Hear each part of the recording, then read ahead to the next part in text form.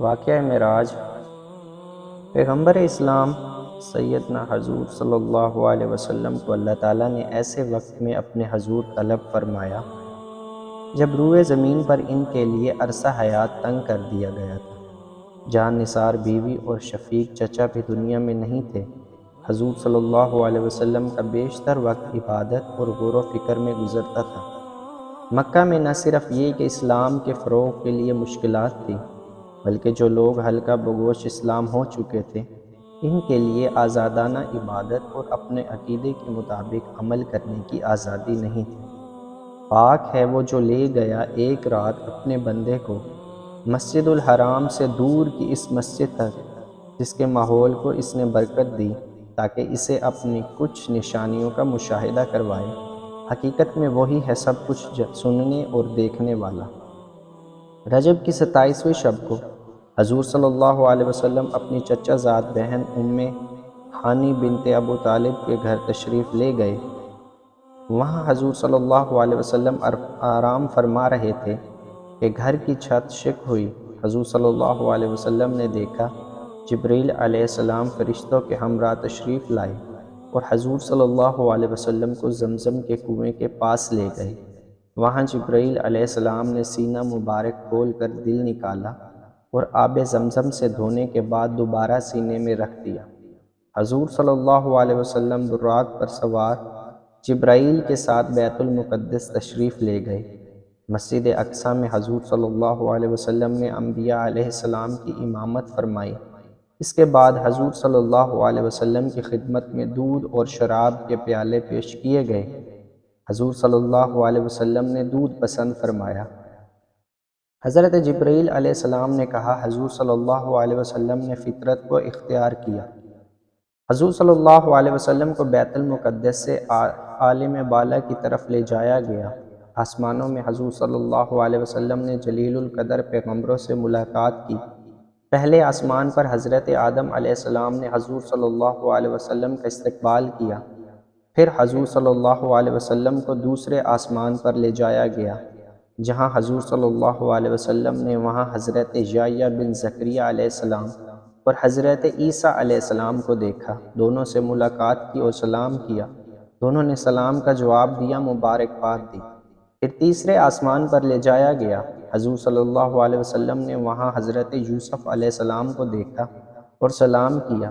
انہوں نے جواب دیا اور مبارکباد دی۔ پھر چوتھے آسمان پر لے جایا گیا۔ وہاں حضور صلی اللہ علیہ وسلم نے حضرت ادریس علیہ السلام کو دیکھا اور انہیں سلام کیا۔ پھر پانچویں آسمان پر لے جایا گیا۔ وہاں حضور صلی اللہ علیہ وسلم نے حضرت ہارون بن عمران علیہ السلام کو دیکھا اور سلام کیا۔ پھر حضور صلی اللہ علیہ وسلم کو چھٹے آسمان پر لے جایا گیا۔ وہاں حضور صلی اللہ علیہ وسلم کی ملاقات حضرت موسیٰ سے ہوئی۔ حضور صلی اللہ علیہ وسلم نے سلام کیا، انہوں نے مرحبا کہا اور اقرار نبوت کیا۔ اس کے بعد حضور صلی اللہ علیہ وسلم ساتویں آسمان پر تشریف لے گئے۔ وہاں حضور صلی اللہ علیہ وسلم کی ملاقات حضرت ابراہیم علیہ السلام سے ہوئی۔ انہوں نے حضور صلی اللہ علیہ وسلم کو خوش آمدید کہا اور حضور صلی اللہ علیہ وسلم کی نبوت کا اقرار کیا۔ وہاں حضور صلی اللہ علیہ وسلم نے بیت المعمور دیکھا۔ ساتویں آسمانوں کے بعد سدرۃ المنتہا تک حضرت جبرائیل علیہ السلام حضور صلی اللہ علیہ وسلم کے ہمراہ رہے۔ اس کے بعد حضور صلی اللہ علیہ وسلم نے خالق کائنات کی تسبیح و تقدیس فرمائی۔ اللہ تعالیٰ نے اپنے محبوب بندے حضور صلی اللہ علیہ وسلم پر 16 احکام نازل فرمائے جو زیادہ جامع اور نہایت عمدہ ضابطہ حیات کی عکاسی کرتے ہیں۔ ان میں پہلا یہ تھا کہ تیرے رب نے فیصلہ کر دیا کہ تم لوگ کسی کی عبادت نہ کرو مگر صرف اس کی۔ دوسرا، والدین کے ساتھ نیک سلوک کرو۔ اگر تمہارے پاس ان میں سے کوئی ایک یا دونوں بوڑھے ہوں تو انہیں اف تک نہ کہو، نہ انہیں جھڑک کر جواب دو، بلکہ ان کے ساتھ احترام سے بات کرو اور نرمی اور رحم سے ان کے سامنے جھک کر رہو، اور دعا کیا کرو کہ پروردگار ان پر رحم فرما جس طرح انہوں نے رحمت و شفقت کے ساتھ مجھے بچپن میں پالا تھا۔ تیسرا، تمہارا رب خوب جانتا ہے کہ تمہارے دلوں میں کیا ہے۔ اگر تم صالح بن کر رہو تو وہ ایسا بندہ سب کے لیے درگزر کرنے والا ہوتا ہے۔ ایسا بندہ اپنی غلطی پر متنبہ ہو کر بندگی کی طرف لوٹ آتا ہے۔ چوتھا یہ تھا کہ رشتہ دار کو اس کا حق دو اور مساکین اور مسافر کو اس کا حق دو۔ پانچواں تھا کہ فضول خرچی نہ کرو، فضول خرچ لوگ شیطان کے بھائی ہیں اور شیطان اپنے رب کا ناشکرا ہے۔ چھٹا یہ تھا کہ اگر تم حاجت مند رشتہ داروں، مسکینوں اور مسافروں کی حاجت پوری نہیں کر سکتے تو انہیں نرمی سے جواب دو۔ ساتواں یہ تھا کہ نہ اپنے ہاتھ گردن سے باندھ کر رکھو اور نہ بالکل ہی کھلا چھوڑ دو کہ ملامت زدہ اور عاجز بن کر رہ جاؤ۔ آٹھواں یہ تھا کہ تیرا رب جس کے لیے چاہتا ہے رزق کشادہ کر دیتا ہے اور وہ اپنے بندوں کے حال سے باخبر ہے اور انہیں دیکھ رہا ہے۔ نواں یہ تھا کہ اپنی اولاد کو افلاس کے اندیشے سے قتل نہ کرو، ہم انہیں بھی رزق دیں گے اور تمہیں بھی، در حقیقت ان کا قتل ایک بڑی خطا ہے۔ دسواں یہ تھا کہ زنا کے قریب نہ بھٹکو، وہ بہت برا فعل ہے اور بڑا ہی برا رستہ ہے۔ گیارہواں یہ تھا کہ قتل نفس کا ارتکاب نہ کرو جسے اللہ تعالیٰ نے حرام کیا ہے مگر حق کے ساتھ، اور جو شخص مظلومانہ قتل کیا گیا ہو اس کے ولی کو ہم نے قصاص کے مطالبے کا حق عطا کیا ہے، بس چاہیے کہ وہ قتل میں حد سے نہ گزرے، اس کی مدد کی جائے۔ بارہواں یہ تھا کہ یتیم کے مال کے پاس نہ پھٹکو مگر احسن طریقے سے، یہاں تک کہ وہ اپنے شباب کو پہنچ جائے۔ تیرہواں یہ تھا کہ عہد کی پابندی کرو، بے شک عہد کے بارے میں تم کو جواب دہی کرنی ہوگی۔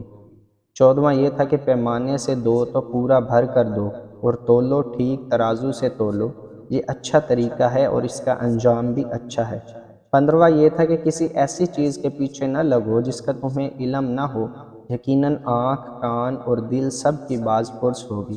زمین میں اکڑ کر نہ چلو، تم نہ زمین کو پھاڑ سکتے ہو نہ پہاڑوں کی بلندی کو پہنچ سکتے ہو۔ معراج شریف میں بارگاہ رب العزت سے انعامات و عطیات مرحمت کیے گئے۔ مفسرین نے تین اکرامات کا بطور خاص تذکرہ کیا گیا ہے۔ پہلا ان میں یہ تھا کہ سورۃ بقرہ کی آخری آیات جن میں اسلام کے رہنما اصول بیان کیے گئے ہیں۔ دوسرا امت محمدیہ کی بخشش کا وعدہ، مگر جو لوگ شرک کے مرتکب ہوں گے وہ اس کے نام سے محروم رہیں گے۔ اور تیسرا 5 وقت فرض نماز کی تاکید۔ روایت ہے کہ معراج کے سفر میں حضور صلی اللہ علیہ وسلم نے آسمانوں میں حیرت انگیز مناظر دیکھے۔ حضور صلی اللہ علیہ وسلم نے جنت کی سیر کی اور دوزخ کے طبقات حضور صلی اللہ علیہ وسلم نے ملاحظہ فرمائے۔ نیک اور بد لوگوں کا مقام دیکھا اور ان مقامات پر اعمال کی جزا اور سزا کا مشاہدہ کیا۔ حضور صلی اللہ علیہ وسلم نے جنت کے داروغہ رضوان سے ملاقات کی اور جنت کے باغوں کا معائنہ فرمایا۔